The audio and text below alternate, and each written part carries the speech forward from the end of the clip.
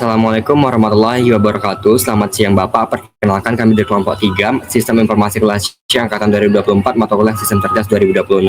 Pada kesempatan kali ini kami akan mempresentasikan proyek kami yang berjudul penerapan sistem rekomendasi menu makanan sehat berdasarkan kebutuhan kalori menggunakan metode hybrid rule based dan scoring. Proyek ini dibimbing oleh Bapak sendiri, yaitu SOK Profesor Dr. Rahmat Kurniawan, SMIC MCA CISDV, selaku dosen pengampu mata kuliah sistem cerdas. Kelompok kami terdiri dari 6 anggota. Yang pertama adalah Lanisa Ramadhani, Bila Maulina Iswanto, Salsabila Khairani, Rian Dermawan, Aswasi Panavinta, dan Aditya Deval. Selanjutnya akan dilanjutkan oleh teman saya.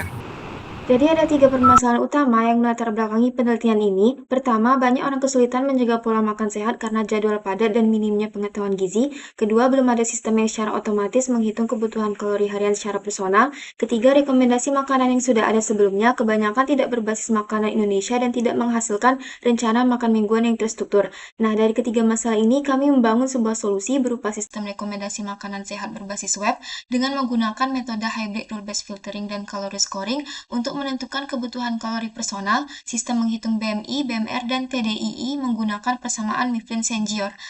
Selanjutnya kita masuk ke bagian metodologi. Prosesnya dimulai dari user input, di mana pengguna memasukkan 6 data pribadi seperti umur, gender, berat badan, tinggi badan, tingkat aktivitas, dan tujuan diet. Data ini kemudian masuk ke tahap perhitungan nutrisi, di mana sistem menghitung BMI, BMR, dan TDII menggunakan persamaan Mifflin-Sengior. Setelah TDII diketahui, sistem masuk ke metode hybrid rule-based filtering dan calorie scoring yang bekerja dengan mengacu pada put dataset berisi 143 makanan Indonesia dari TKPI. Hasil dari kedua metode ini kemudian dirakit menjadi meal plan recommendation atau rencana makan 7 hari secara lengkap yang kemudian ditampilkan sebagai sistem output ke pengguna. Selanjutnya akan dijelaskan oleh rekan saya. Lalu selanjutnya berikut ini adalah hasil pengujian modul nutrisi.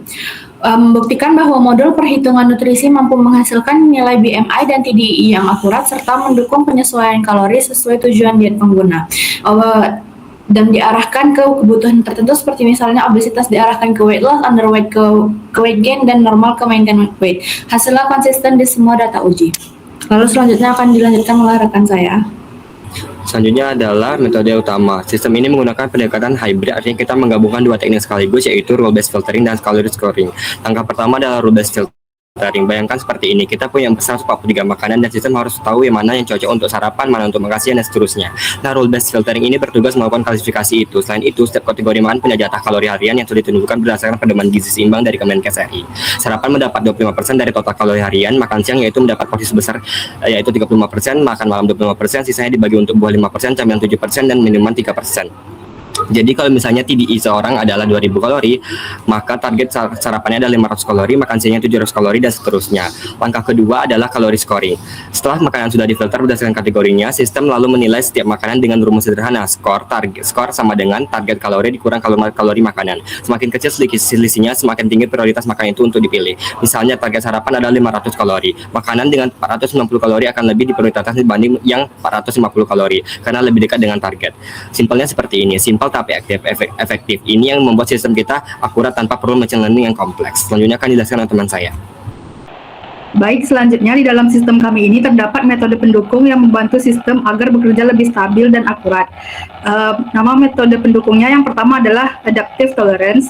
Jika sistem ini tidak menemukan makanan yang sesuai dengan target kalori pengguna, maka batas pencariannya akan diperluas secara bertahap, mulai dari 15% hingga 100%.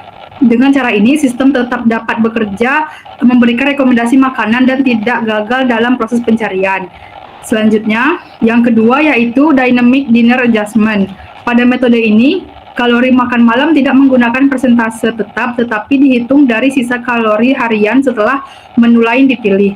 Jadi, jika ada kekurangan atau kelebihan kalori dalam meal sebelumnya, akan disesuaikan pada makan malam. Metode ini membantu sistem mencapai akurasi sebesar 97,16%. Selanjutnya akan dijelaskan oleh rekan saya. Lalu yang ketiga yaitu menu diversification strategy.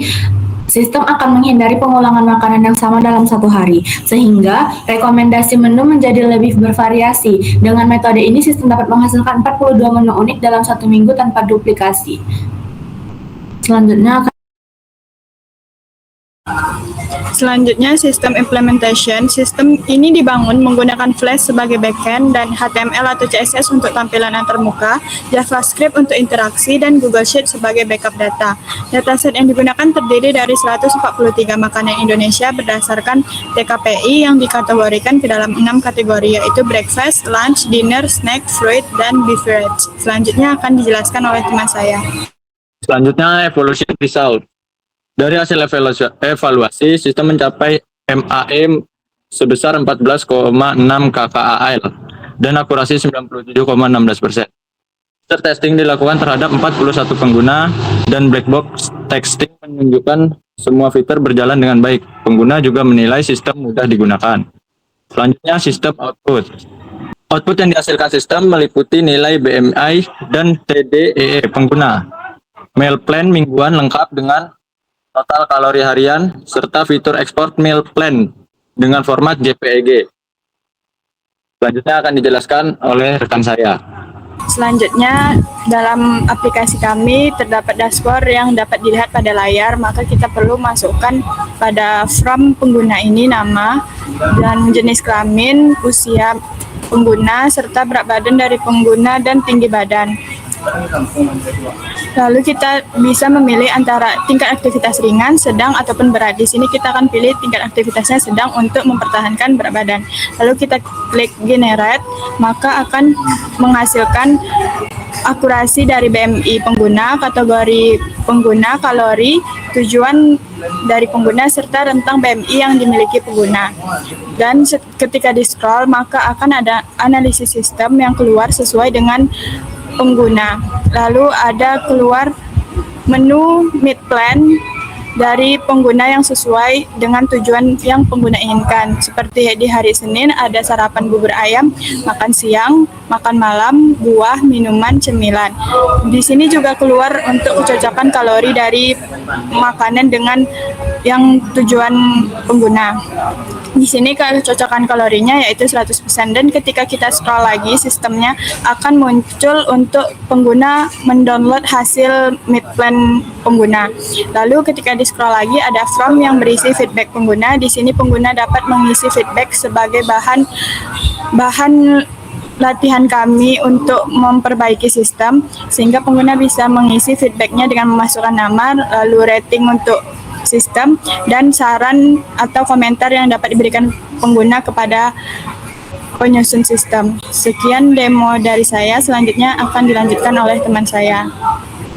Baik, kita masuk ke kesimpulan. Penelitian ini berhasil mengembangkan sistem rekomendasi makanan sehat berbasis web menggunakan metode hybrid rule based dan calorie scoring yang mampu menghasilkan menu makanan personal selama 7 hari berdasarkan data masing-masing pengguna.